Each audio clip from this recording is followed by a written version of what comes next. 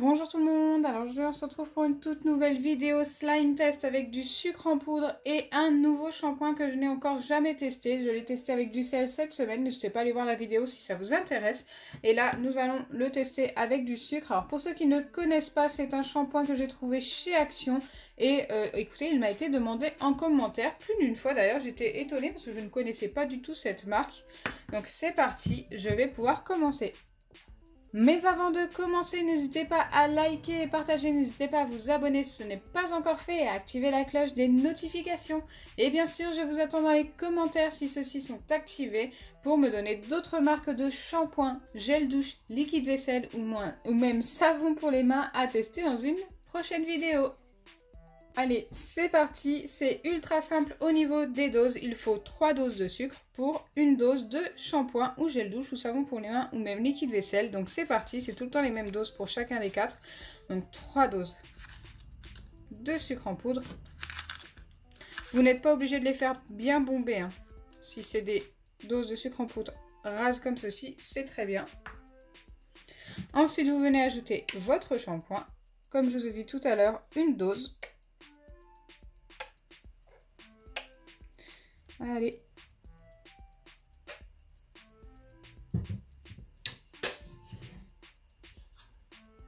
Vous prenez de quoi mélanger, donc soit un petit bâtonnet comme moi ou soit n'importe quoi, en fait, ce que vous voulez.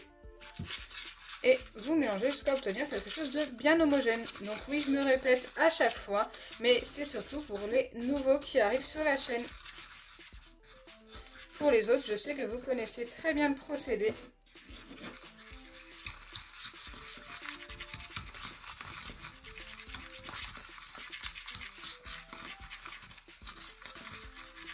N'hésitez pas, alors j'ai remarqué aussi, n'hésitez pas à mélanger un petit peu plus longtemps une fois que c'est bien homogène comme ça, ne vous arrêtez pas.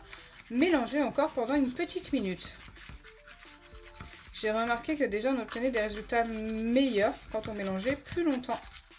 Pour faire dissoudre un petit peu plus le sucre, tout simplement.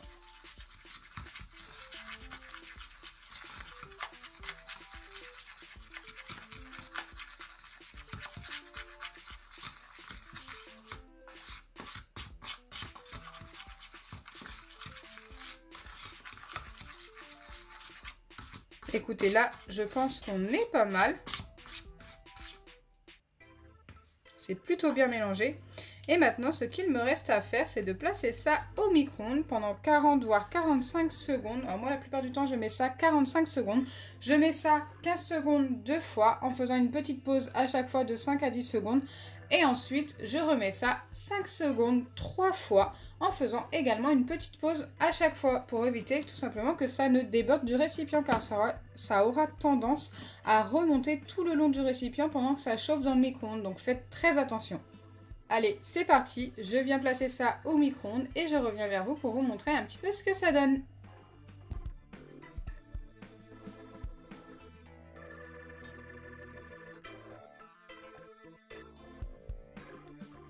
Me revoilà après le passage au micro-ondes et comme vous pouvez le voir, ça a bien remonté le long du récipient, mais ça n'a pas débordé, j'ai fait très attention.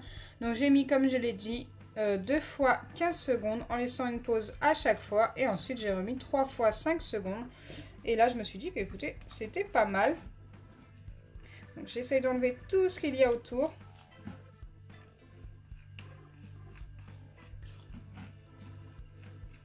Vous allez voir qu'après le passage au micro-ondes, c'est devenu assez liquide, mais ça, c'est tout à fait normal.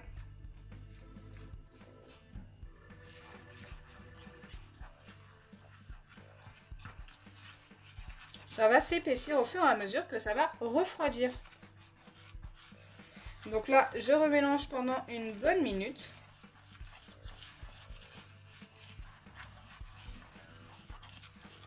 Et ensuite, je laisserai poser.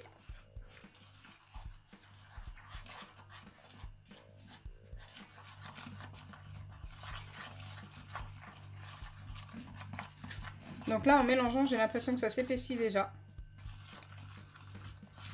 C'est déjà moins liquide.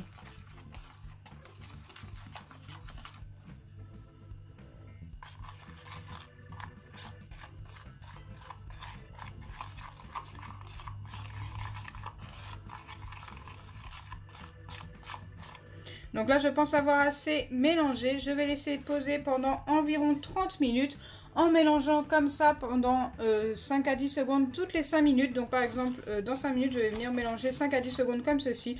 Et je relaisserai 5 minutes, ainsi de suite, jusqu'à les 30 minutes pour voir ce que ça donne. Quelquefois, ça met un petit peu moins de temps à se former. C'est pour ça qu'il faut vérifier toutes les 5 minutes. Donc moi, je vous dis à tout de suite après le temps de pause.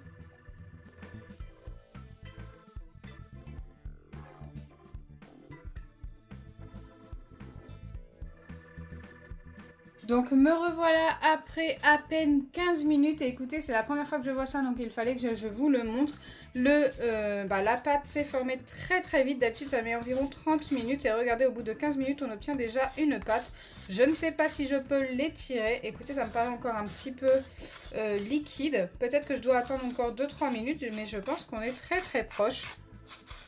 Donc voilà pourquoi je mélange régulièrement pendant le temps de pause. Car comme je vous ai dit, ça peut se former bien avant. Donc là, je pense le laisser encore 1 ou 2 minutes comme ceci. Et ensuite, je reviendrai vers vous pour voir ce que ça donne. Mais je pense qu'on est très proche d'avoir obtenu notre pâte. Après, de là à dire que ça a fonctionné, on verra. Me revoilà après les 2 voire 3 minutes, mais pas plus. Et là, nous allons pouvoir vérifier si on a bien obtenu un slime. Écoutez, c'est parti. Je viens prendre la pâte directement dans mes mains. Alors ça, ce genre de slime, ce sont des slimes qui collent quasiment à tous les coups. C'est normal. Mais par contre, il faut tout simplement vérifier si ça s'étire. Écoutez, il s'étire plutôt bien. Il colle au doigt. Hein.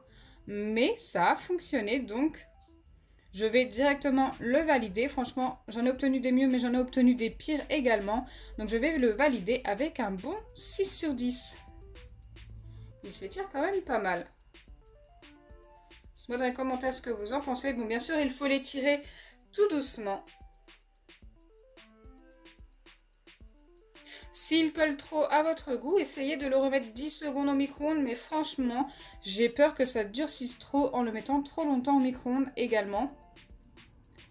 Donc à vous de choisir. Dites-moi dans les commentaires si vous avez testé, si vous l'avez remis au micro-ondes ou pas, si vous avez testé la même recette que moi et si ça a mieux fonctionné ou pas.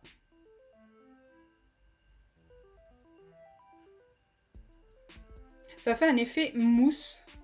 On dirait un slime mousse. C'est assez marrant.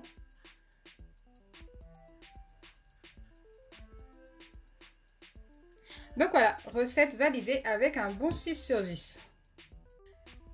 Donc voilà, le slime test est terminé avec une validation à 6 sur 10 qui est plutôt pas mal. Si vous avez déjà vu les anciennes vidéos, vous allez voir qu'il y a des validations à 4 et 5 sur 10 qui sont beaucoup moins bien. Donc j'espère sincèrement que ma vidéo vous aura plu. Si c'est le cas, n'oubliez pas les pouces bleus, partagez et abonnez-vous.